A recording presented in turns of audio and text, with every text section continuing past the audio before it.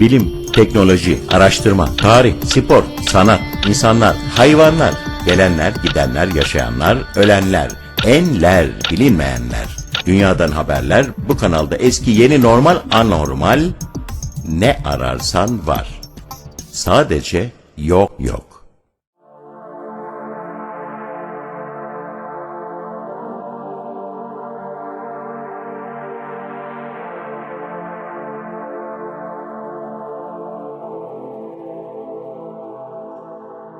Evet, yine yeni bir ülkedeyiz. Eski adıyla Habeşistan, günümüz ismiyle tanıdığımız Etiyopya. Afrika boynuzunda yer alan büyük bir Doğu Afrika ülkesi olan Etiyopya, günümüzden 3 milyon yıl öncesine dayanan tarih öncesi yerleşim yerleri ve insan kalıntılarıyla tarih çağlarının başlamasından bile önce insanlığa kapılarını açan kadim topraklardan birisidir. Tarihi bu kadar eskilere dayanan bir ülkenin içinde bulundurduğu bir o kadar eşsiz yapıya rastlamak da hiç kuşkusuz su götürmez bir gerçektir. Şimdi sizleri Etiyopya'nın kuzeyine, Amhara bölgesine, Dünya Mirası listesinde kendine yer bulmuş insanüstü kaya oyma kiliselerine, Lalibela'ya götürüyorum. Lalibela şehri, ülkenin hem tarihsel hem de kültürel olarak en önemli ve en kutsal yeri olarak kabul görüyor. 10. ve 13. yüzyıllar arasında ülkeyi yöneten Zagwe hanedanına başkentlik yapmıştır. Önceleri Roha olarak anılan ancak daha sonraları hanedanın en tanınmış üyelerinden birisi olarak kabul edilen ve 12. yüzyılda ülkeyi yöneten Kral Lalibela'nın adıyla anılan şehir, Orta Çağ'dan kalma kayalara oyulmuş 11 adet kilisesi ile ünlenmiştir. Aynı zamanda pek çok Etiyopyalı için de bir hac ve ibadet yeri olarak kabul edilmektedir. Lalibela kiliseleri Etiyopya inşaat geleneğinin güzel ve farklı örneklerini yansıtmaktadır.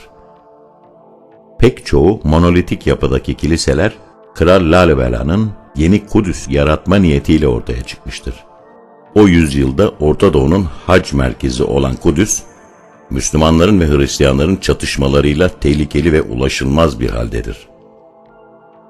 Efsaneye göre iyi bir Hristiyan olan kral, bir seferinde gördüğü rüyada Kudüs'e gider ve orada kendisine yeni Kudüs yaratma görevi verilir. Bunun üzerine kral Kudüs ve İskenderiye'den getirdiği yetenekli duvar ustalarına Ürdün Nehri'nin iki yanına 10 adet kilise inşa ettirir. Yüzlerce taş işçisinin hummalı çalışmasıyla geçen uzun yılların ardından büyük tek parça kayalardan oyulmuş, üzerinde tek bir çivi bile bulunmayan kiliselerin inşasının sanılandan daha kısa sürede bitmesi hasebiyle geceleri meleklerin de yardım ettiğine dair efsaneler üretilmiştir. Kralın ölümünden sonra dul eşi, onun anısına bir kilise daha inşa ettirir. Kiliseler temel olarak iki farklı gruba ayrılmaktadır.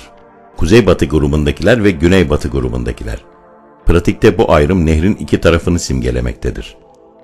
En büyük ve gösterişlisi, Kurtarıcı'nın Kilisesi olarak adlandırılan Veda Medhane Alem, 33,5 metre uzunluğunda ve 10,5 metre yüksekliğindedir. Dünyanın en büyük monolitik kilisesi olarak kabul edilen yapının, Veda Meryem ve Veda Golgota kiliselerine bağlantısı bulunmaktadır. Kiliselerin pek çoğu tüneller ya da derin geçitler vasıtasıyla birbirlerine bağlanmıştır.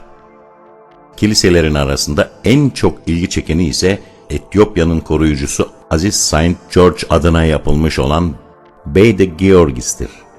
25 metreye 25 metrelik bir alanda bulunan kilise, simetrik bir haç halinde oyularak yapılmıştır. Derin bir çukurda yer alan kiliseye tünel aracılığıyla ulaşılmaktadır. Bu kilise, kendi başına dünyanın 8. harikalarından biri olarak kabul edilmektedir. Ayrıca bölgede, Kuzey grubunda, Baite Meskel, Haç'ın evi ve Baite Denegal, Bakireler evi adıyla bilinen kiliseler bulunmaktadır. Batı grubunda, Baite Georgis, Aziz George'un evi, Doğu grubunda ise Baite Emmanuel, Emmanuel'in evi Baetikidis Mercurius, Aziz Markos'un yani Mark'ın evi, Baite Abelbanus, Başrahip Libanos'un evi, Baiti Gabriel Rufael, Cebrail ve Rafael'in evi ve Bait-i Lehem, Kutsal Ekmek Evi adlı kiliseler bulunmaktadır. İnce işçilik ile birbirlerine tünellerle bağlanan bu yapılar, eşsiz oyma darbeleriyle hala canlılıklarını koruyarak ayakta durmaktadır. Lalibela kiliseleri hala doğal ortamlarında korunmaktadır. Kayaya oyulmuş bu kiliseler ile yöresel evlerin birlikteliği hala antik köy yerleşim planının kanıtlarını göstermektedir. Yüzyıllar boyunca kilise ve devlet kutsal Lalibela bölgesinden ortaklaşa sorumlu olmuş ve uluslararası mecralarca da korunmaktadır. Büyük bir rahip ve keşiş topluluğuna da ev sahipliği yapan yapı, Etiyopya Hristiyan aleminin büyük ve kutsal bayramlarını kutlamak için birçok hacı adayını kendine çeken bir yaşam alanı ve hac merkezi olmuştur. Bugün dahi Etiyopya Hristiyanları için hac ve ibadet mekanı olarak kabul edilen bölge, ilgi çekici mimarisi sebebiyle dünyanın 8. harikası olarak anılıyor ve 1978 yılında UNESCO tarafından koruma altına alınmıştır. Yeni Kudüs olması için inşa edilen Lalibela, Etiyopya Ortodoks Hristiyanlığı için çok önemli bir konumdadır. Binlerce turistin akın ettiği bölgede yaşayan yerli halkın tek geçim kaynağı ise turizmdir. Özellikle her yıl 19 Ocak'ta İsa'nın vaftiz edilişinin temsili olarak kutlanan festivale binlerce kişi katılmaktadır. Tüm ülkede olduğu gibi Lalibela'da da tropikal muson iklimi hakimdir. Muson yağmurları yaşandığından Haziran-Eylül dönemleri arasında gidilmemesi tavsiye edilir. En kurak olduğu dönem Eylül-Şubat ayları arasındadır. Etiyopya'nın bazı bölgeleri sıcaktan kavrulurken bu bölgede yıllık ortalama hava sıcaklığı 20-25 derece arasındadır. Eğer bu bölgeye gitmeyi düşünüyorsanız ki mutlaka gidin, bölgeye geldiğinizde etrafı dolaşmak için havalimanı dışında bekleyen minibüslerden kiralayabilirsiniz. Çünkü Lalibela'da diğer Etiyopya şehirlerinde olduğu gibi toplu ulaşım yapan minibüsler mevcut değildir. Bunun yerine atların çektiği araçlar vardır. Şehirde gezmenin bir diğer yolu ise yürümektir. Dilediğiniz her yere güvenle yürümeniz mümkündür.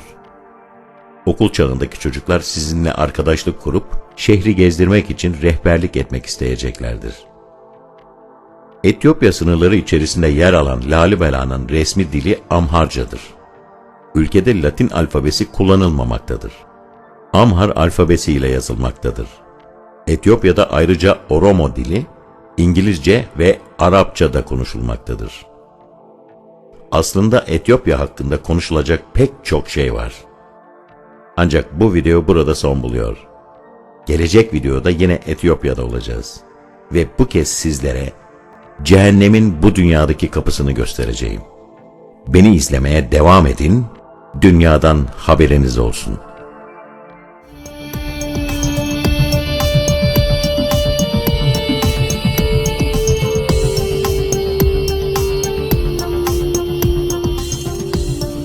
Açlık, sefalet, savaş, tehlike ve amansız yaşam mücadelesi. Zor hayatlar.